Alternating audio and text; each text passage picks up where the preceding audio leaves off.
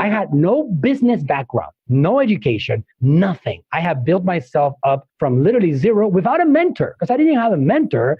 I didn't have my dad telling me, son, you cannot do that.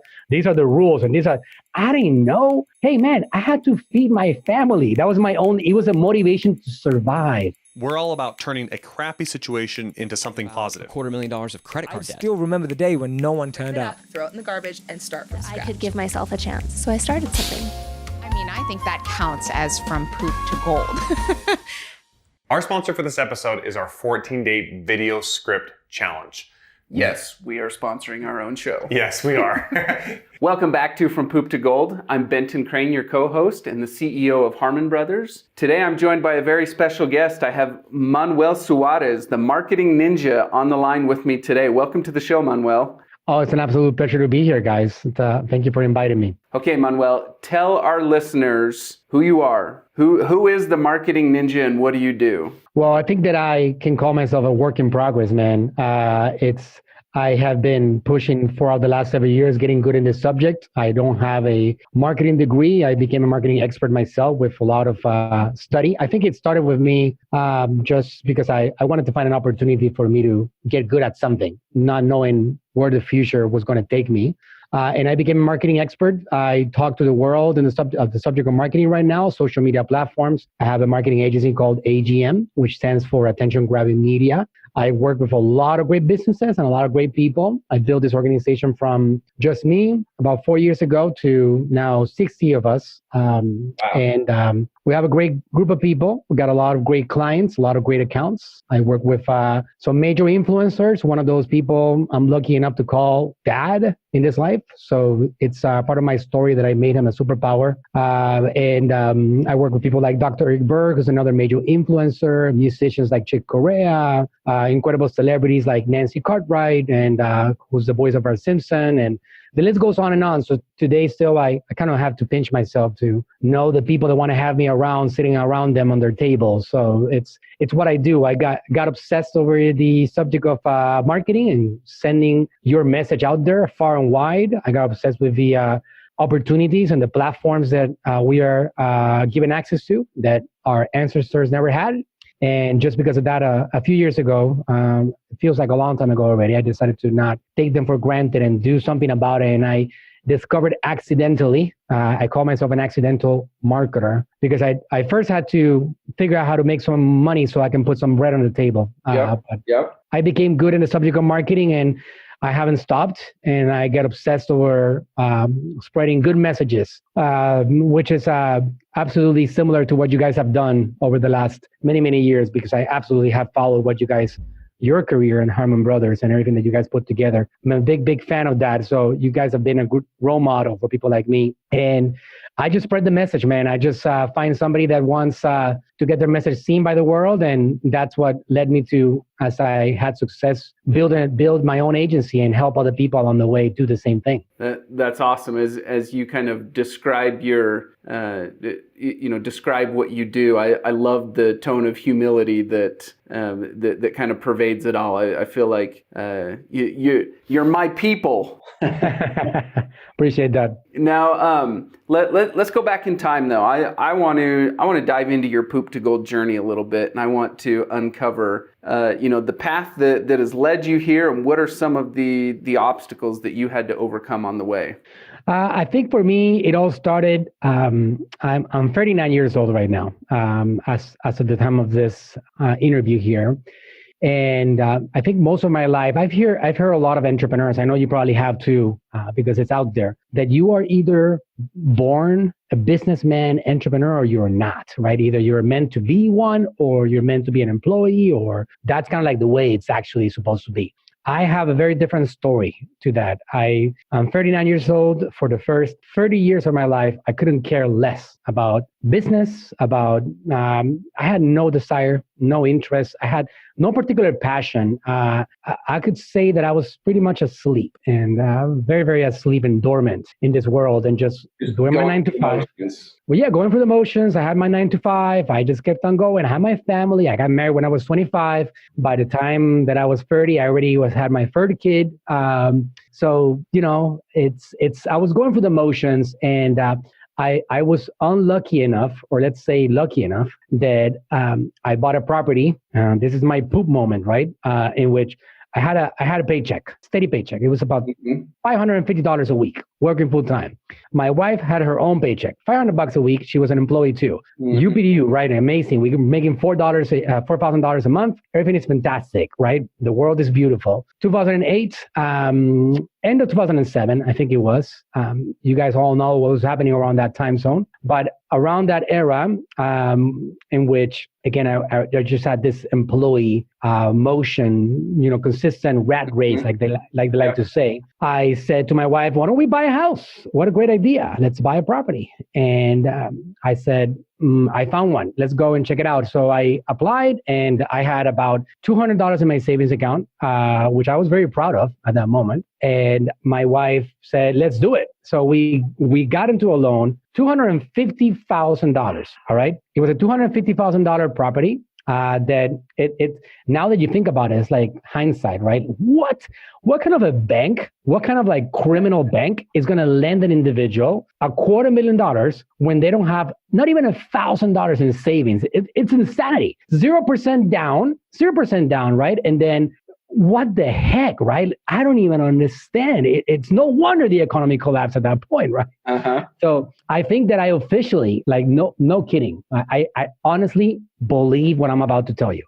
I think I was the last person that bought a property in the real estate boom of that era. I was the last person. I signed the agreement, I got into the debt, and then the real estate exploded, right? Are we talking like the next day? That's what it feels like. I'm probably making this up, all right? That's what it feels like to me. It felt like there's a peak, and like I was just talking to you before we started recording, that I just went to Park City, Utah, and got on the mountains, right? I was at the top peak, the most dangerous mountain, what they call the Black Mountains. And I purchased a house, and then we went straight down. And I think in a matter of 2 or 3 weeks, I lost my job. My wife, her salary got cut in half. And what the heck am I going to do with this loan now and a $2,000 mortgage? And the whole thing started unraveling very, very fast. And that was my big time poop, because at that point, I can tell you one specific moment, one exact moment that is like, how there's these moments in the mind that just stand out. You forget about a lot of things, but some of these stand out. My wife said, I need you to go buy diapers. And I said, oh my God, I don't have money for diapers. What am I going to do? My credit cards are maxed out. I don't know what to do. And I had to go to my mom's house and be like, Mom, can you lend me $20? I need to go buy diapers.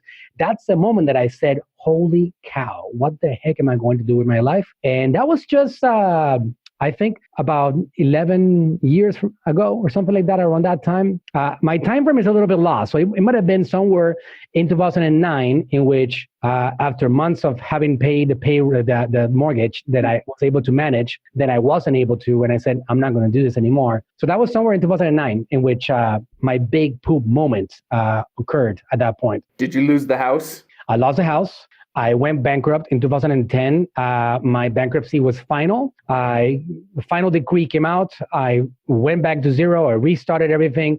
At this point, I got 3 kids. I have a lot more responsibility over a whole family, and I don't have a career. I did not go through the educational system. I barely graduated high school. I was invited to go to university only because I had special skills. My college invited me because I knew how to play tennis. I went in there and I utterly failed for a year and I quit. So what the heck am I going to do with my life? And that was like me wondering what the future has for me. I had no idea at this point. Okay, so let's hang out here for just a moment. You're a husband, you're a father, and you go through this experience, you lose it all. What does that feel like? What's going through your head? What's going through your heart at that point? What the interesting thing is that, as you go back, I have looked at this moment because I tell it in my story sometimes on my seminars or webinars or whatever.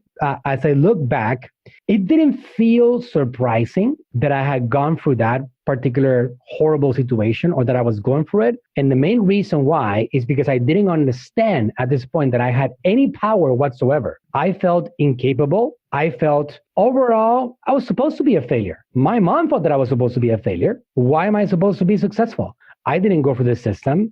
I didn't graduate college. I didn't want to study. I didn't want to learn any of those things that we're supposed to be learning. So it didn't feel like absolutely shocking. I felt disappointed that I couldn't provide for my family. I felt disappointed that I was creating that effect that my family was not able to survive as well as they should. And I'm the one responsible over that. But at the end of it, my feeling, this is before I had an awakening, because I had a moment, I'm like, whoa, wait a second. I learned something and I implemented and I saw results. That's later on in my story. But I started having an awakening as to my own true potential, my value. At that moment, it was very sad. I guess it was difficult. My wife and I, we were not having a good time. Obviously, it was the worry of, there's, like the times that we have been going through. I don't know when this podcast is going to be live, but 2020, to say the least, it has been a very, very intense year for the world. And it will go in the middle of COVID-19, right? COVID-19, right? It's going to go in the record books as one of the most significant eras that made the world go in a certain direction. It's incredible, like unprecedented what's happening. I was going through a time at that point, which in our world, it was like that. It was unprecedented. It was a lot of threat of survival. Am I not going to make it? What's going to happen? Am I going to be homeless? What the heck am I going to do with my life? I don't have the backup of my family. I don't have financially, the family has nothing. Her family had nothing. My family had nothing. So we were like, oh my God, what the heck is going to happen here? So when you talk about from poop to gold, man, do I have a story, because there's a lot of people out there that somehow they got a silver platter, right? Like there's things that somehow they got lucky along the way and things were presented to them. I have a lot of things that I guess that I got a little bit lucky along the way. I got presented with opportunities. There's one of my favorite philosophers, his name is Seneca. He talks about how, you get lucky when you are prepared, right? So what does it mean to get lucky? Preparation, meaning opportunity. Yep. And so I got a lot of luck along the way that I was prepared for. But at that moment, the world felt very, very dark. And there's a lot of moments in those 2 or 3 years in which I know that I was, okay, so what's going to happen here? Either I succumb to the world and I just quit, but that's generally us humans. We don't do that. It's a very small percentage of people out there that they quit and they just become homeless and they just stop trying to thrive and survive. Especially when you have this whole family unit that it's really depending on you to be able to pull it together and give them something. So for me at that moment, it was that. It's a very different story 2020. I have different intention. My family has everything they could dream of. We don't have anything that we need. So I'm playing a different game right now, like an influencing game at a bigger scale, helping a lot more businesses, especially for this COVID-19 world and all that stuff. But at that moment, it was about how do we get through it? How do we survive? What's going to happen for us, this family, right? So what was the strategy? What did you do? I started looking at, it was a decision, right? At that point, I made a decision and I said, I got to figure something else out. I don't know what I'm going to do. I lost my job. This particular job that I was doing doesn't have an opportunity for me anymore. I got to figure something else out. So let me look into it. I started learning about stock market, and that was an absolute failure. I figured out how to get $500 and started doing option trading on the stock market. Mm-hmm. I started making money, but then I don't know if you are familiar with that particular world, but it could be a very insane world. Yeah, quick way to lose money too. A quick way to lose money and make a lot of money. And then it's very, very similar to the effects that you create in yourself when you play on a casino. It's the gambling effect because you don't control it. The crazy ups, the crazy downs, and wild swings. So I lived for that. There was one point that I managed to get like $1,000, and then it was exciting. And I was like, okay, good, I can have a career here. And then I made $2,000, and then I made $25,000, and then I brought it all down to $1,000 again. And I said, that's not for me. So I moved on from that at some point. I tried and I studied that. This is already going into, we already have the information age, right? Mm-hmm. We can already YouTube things and find out and discover technologies and things that we didn't know about before.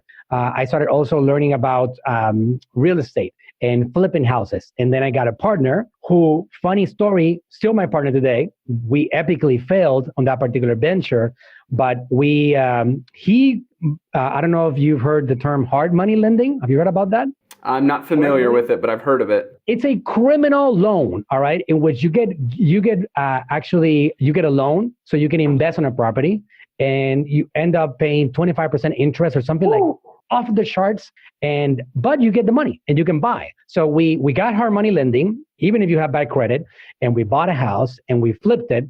And then, long story short, it was a total epic fail. We discovered shortly after we flipped it and we put it up for sale that it was actually on a neighborhood, which was one of the hottest, most crime-ridden neighborhoods in the city.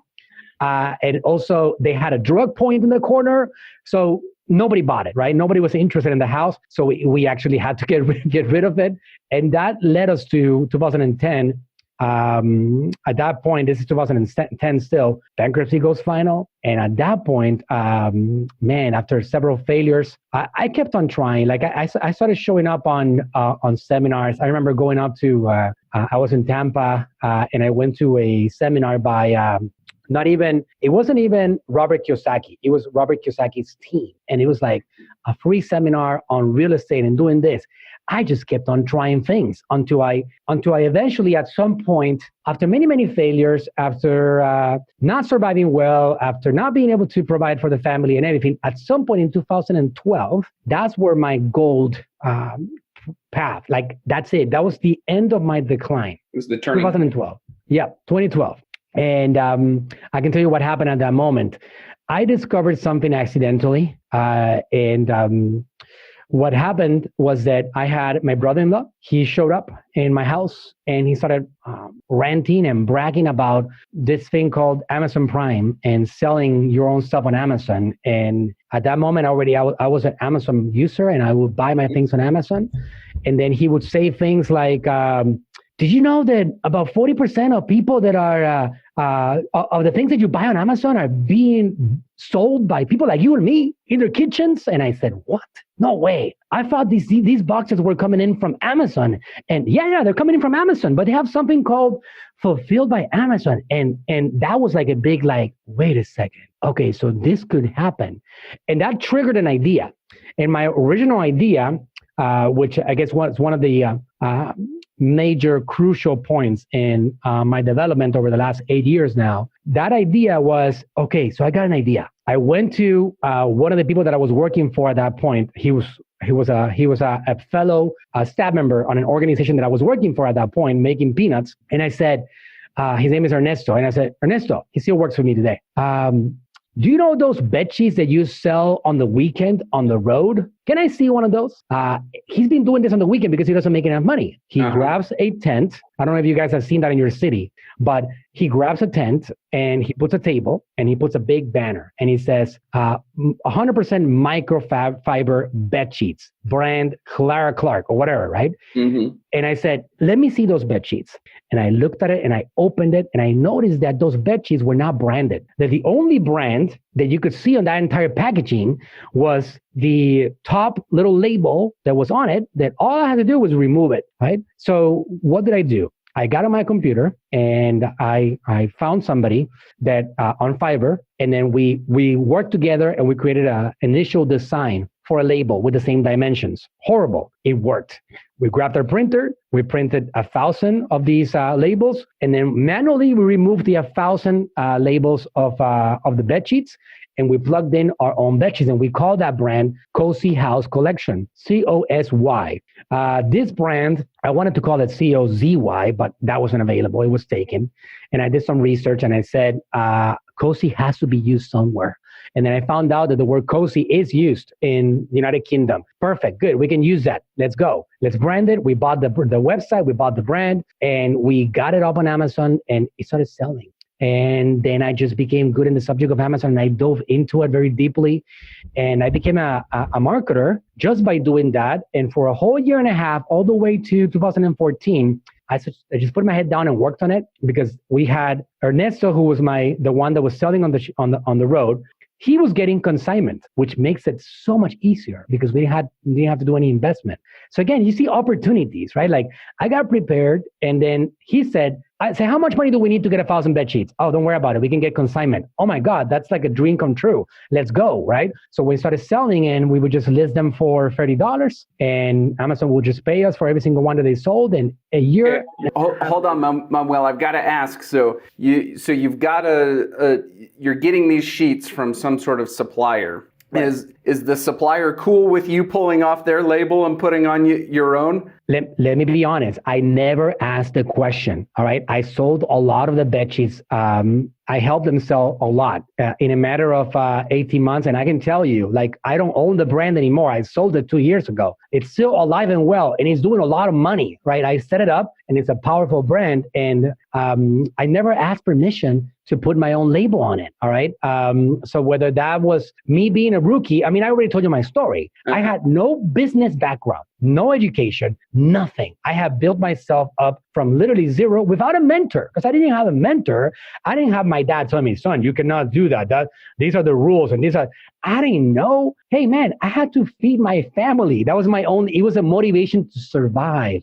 In a matter of 18 months, at some point, I looked at that account and I saw, oh my God, December 2013. I saw that and I said, wow, we're doing $450,000 a month in sales. Wow. How the heck does this happen, right? We kept on going. Around January 2014, we went up to 480. March, April, June, $600,000 in sales. What? So it was a big awakening for me. Money can be made. And then it's like one of those, there's a fire, right? And until you don't get that fire going, it's just going to be concentrated, right? But once you get that thing to become wild, it doesn't stop and you can't stop it. Fast forward to 2020, no matter how much money I've made over the last 7 years, which I made quite a bit, I still feel that I'm just getting started and I don't have a button. I don't have a shut off valve as much as I try. It is what it is. I'm into the game now and I love the game and I'm passionate about it. But it all started because I needed to survive. And I think that people don't generally tell this, right? And a lot of people have the cliche of like, oh, I'm not in it for money. Well, let me tell you something. We all started for money. That's right. Whether we are in it now for money or not, that's a different story. But we all started because we needed to survive. Now, once we start surviving and we're doing great and our systems and philosophies and strategies is working, now we look at it and we're like, you know what? I have a Tesla. I have $1 million home. I have this. I don't need more money, right? Can I use more money? Sure. I can help my church more. Maybe I can do all these things. But right now it becomes more like a game because you have so much fun doing it. But it doesn't start like that. And for me, it didn't start like that. I just needed to feed my family. Different story right now. So for me, that was the big gold moment that I started doing that. And I have rinsed and repeat the process many times. And at the same time, part of the same story, which is it happened around the same time, like as the bedsheet story, is that I actually got my father, 2014.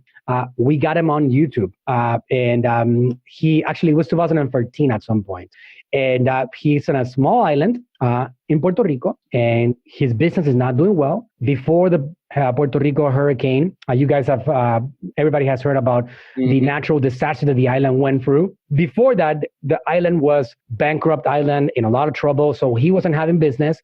So as I was discovering all these opportunities here, and I started doing Facebook marketing when it was just getting started, right? Before anybody even knew that Facebook marketing was a word, and I was doing Facebook marketing, I started talking to my dad, we got to get you on a camera. We got to do that. And my dad became a superstar, man. And he has over 2,000 videos. And we have right now, we're going on 2.5 million subscribers on YouTube. We have over 1 million followers on Facebook.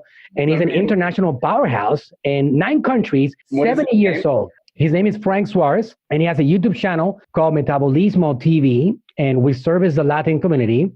Just this last Saturday, as we're recording this, we broke records, it was so unreal, especially because where everybody's at home right now. This is March 2020, so everybody's at home and stay-at-home orders. And we had a Facebook and YouTube live, and we had record-breaking 15,000 people live. I told my dad, you know that stadium that you have in Puerto Rico where the baseball team plays? You just filled it up, and you had them with you live. 15,000 people live. How incredible is that, right?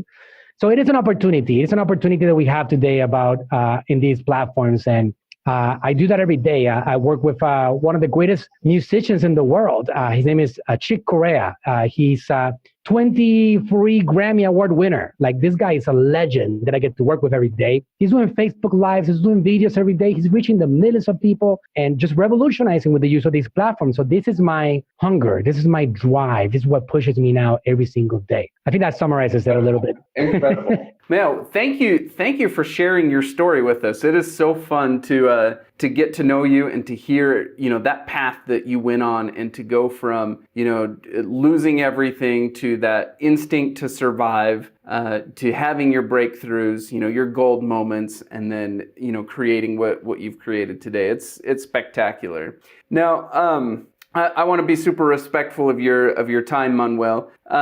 Talk to us about where our listeners can keep in touch with you and where our listeners can learn more about you. Okay, well, I'm all over social media. I try to walk the talk myself.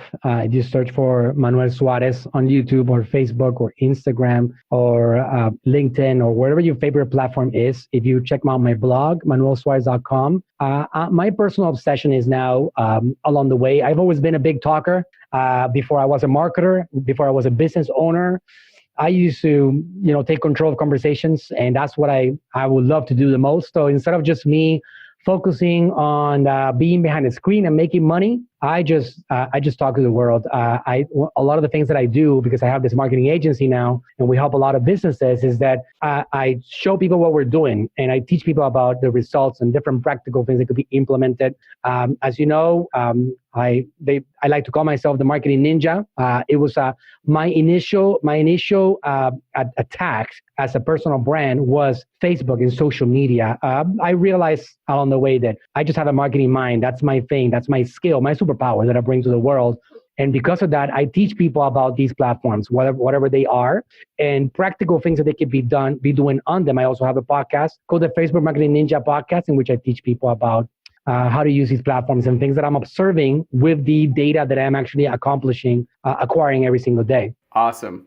Well, thank you so much for coming on the show. And for our listeners, make sure to like, share, and subscribe. We'll see you on the next one. As entrepreneurs and small businesses, we all kind of reach that point where we know we've created something awesome and we want to share it with the world, right? Mm-hmm. And it's that very next step that can oftentimes be really intimidating or really scary, or you just don't know where to go next, right? And the beautiful thing about this 14-day script challenge is you get your hand held from, okay, you have this cool product, now let's go research and find the exact way to present it and message it to the world in a way that resonates and gets people excited and they're ready to swipe their credit card and purchase. And in the 14-day script challenge, you get the opportunity to go through that step by step with our writers who have done it dozens and dozens of times. You actually watch us go through each of the steps ourselves and create it with a real client, a real product, and it's a real campaign that's out there that's been very successful. That's right. And the feedback that we've had on this thing has just been phenomenal. I mean, we get comment after comment and emails flowing in from people all over the world who have just raved about the impact that this has had on their business. People tell us over and over again, it is just a huge value punch for the investment for this 14-day script challenge, and really gave them the tool set they needed to walk through it and make it happen. And we've had dozens of students who have successfully taken the challenge, written their script, launched their ad campaigns, and driven success for their business. It's pretty amazing. For more information, go to hbros.co/script. That's hbros.co/script.